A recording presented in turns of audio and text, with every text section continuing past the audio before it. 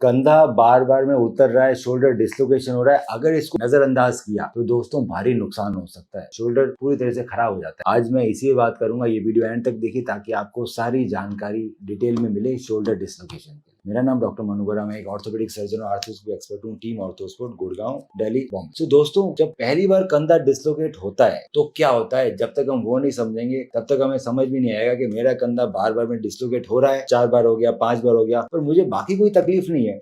मैं अपने सारे काम करता हूँ, जिस दिन डिस्लोकेट होता है उस दिन थोड़ा दर्द होता है, मैं चढ़ा रहता हूँ, ठीक हो जाता है, फिर मैं बाकी सारे काम करता रहता हूँ। सो आखिर ठीक ही तो चल रहा है, मुझे कोई डेली रोजमर्रा की जिंदगी में कोई दिक्कत नहीं आ रही, ना दर्द हो रहा है, ना कोई और प्रॉब्लम है, मैं एक्सरसाइज भी ढंग से कर पा रहा हूँ, सब कुछ कर पा रहा हूँ। सो आखिर नुकसान बढ़ेगा कैसे? सो नुकसान क्यों बढ़ेगा अब हम देखते हैं एनिमेशन में, इसको समझते हैं कि आखिर शोल्डर डिस्लोकेशन कैसे होता है और क्यों ये बार बार में होता रहता है और इसको इग्नोर करने से क्या नुकसान हो सकता है। जब आपका दोस्तों पहली बार शोल्डर डिस्लोकेट होता है तो इस तरह से होता है, जैसे कि आप स्क्रीन में देख पा रहे हैं, ये आपका शोल्डर जॉइंट है, ये हाथ का हड्डी है, ह्यूमरस ग्लिनोइड है, आर्टिकुलेट कर रहा है। जब ये पहली बार डिस्लोकेट हुआ तो ये आपको ये चारों तरफ सफेद रंग का दिखाई दे रहा है, ये लेब्रम पहाड़ जैसा स्ट्रक्चर होता है जो ग्लिनोइड का रंग होता है, ये आपके शोल्डर को निकलने से बचाता है डिस्लोकेशन। जब पहली बार डिस्लोकेट हुआ दोस्तों आपका हाथ इस तरह से ये डिस्लोकेट हुआ तो हमारा लेब्रम फट गया, ये मेरा लेब्रम फट गया। अब लेब्रम फट गया इसका मतलब ये है कि अब ये बार बार में डिस्लोकेट होता रहेगा क्योंकि ये पहाड़ चला गया, ये जो प्रोटेक्शन था जो इसको निकलने से बचाता था वो चला गया। अब ये दोस्तों जितनी बार ज्यादा बार डिस्लोकेट होगा उतना एक तो ज्यादा लेब्रम फटेगा, साथ साथ में लेब्रम के साथ साथ और क्या चीज फटेगी, और चीज फटेगी या और चीज टूटेगी, आपकी बोन, क्योंकि कार्टिलेज के बाद अब बोन है। सो जितनी बार ज्यादा डिस्लोकेट होगा उतनी बार दोस्तों आपकी बोन टूटने लगेगी।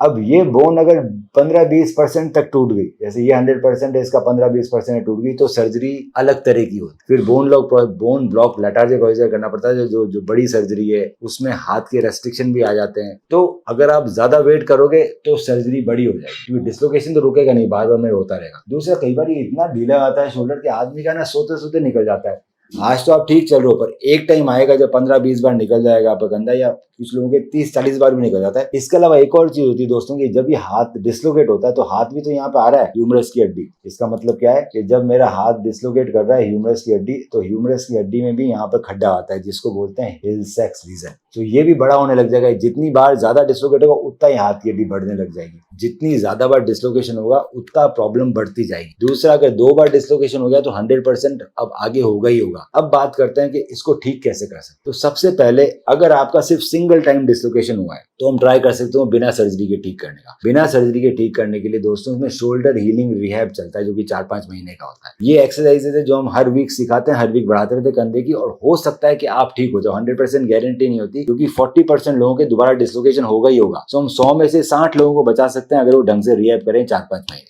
आप हमें कॉल करके रिहैब ज्वाइन कर सकते हैं, हम हर वीक आपको एक्सरसाइज सिखाएंगे शोल्डर की, धीरे धीरे हम एक्सरसाइज बढ़ाते रहेंगे और होपफुली आपका दोबारा डिस्लोकेट ना हो। पहली सर्जरी आती है, इसके अंदर अगर आपका बोनी बैंकार्ट नहीं है, सिर्फ कार्टिलेज बैंकार्ट टिश्यू है, तो हम नॉटलेस एंकर से रिपेयर कर सकते हैं। दूरबीन की सर्जरी होती है, 2 तरह के एंकर आते हैं, एक में गांठ बांधनी पड़ती है, एक नॉटलेस होते हैं। तो हम आपको नॉटलेस दिखाना चाहते हैं, नॉटलेस लेटेस्ट है। इसके अंदर सपोज ये लेब्रम फटा हुआ है तो हम नॉटलेस एंकर डालते हैं, इसके अंदर छोटे से छेद से दूरबीन से सर्जरी हो रही है, छोटा सा एंकर गया, इसमें जो धागे निकल रहे हैं उन धागों को मैंने लेब्रम के अराउंड ले लिया। अब इसमें गांठ अंदर ही लग जाती है, नॉटलेस है, टेंशनेबल नॉटलेस रिपेयर। सो अंदर ही गांठ लग जाती है, बाहर गांठ लगाने की जरूरत नहीं है। दूसरा, हम सीक्वेंशियल टेंशनिंग कर सकते हैं, एक एक करके टाइट कर सकते हैं। तो ये एडवांस सर्जरीज हैं, एंकर अच्छे होंगे तो रिजल्ट अच्छे आएंगे। ये सर्जरी होने के बाद ये दूरबीन से सर्जरी होती है, चीरा नहीं लगता, खून नहीं निकलता, निशान नहीं पड़ता। 3 सप्ताह हाथ बंधा रहेगा, फिर धीरे धीरे एक्सरसाइज करेंगे, हाथ उठने लग जाएगा 1-1.5 महीने में। इसमें दोस्तों 6 महीने तक एक्सरसाइज चलेगी, हम आपको हर वीक कॉल करेंगे, हर वीक एक्सरसाइज सिखाएंगे।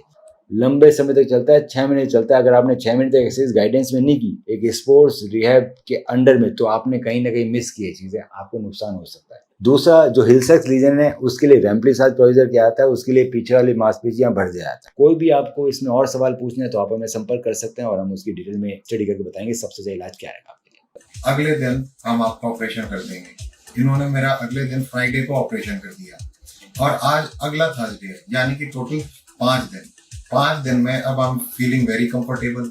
मेरे इस हाथ में भी एज सच पेन ना के बराबर।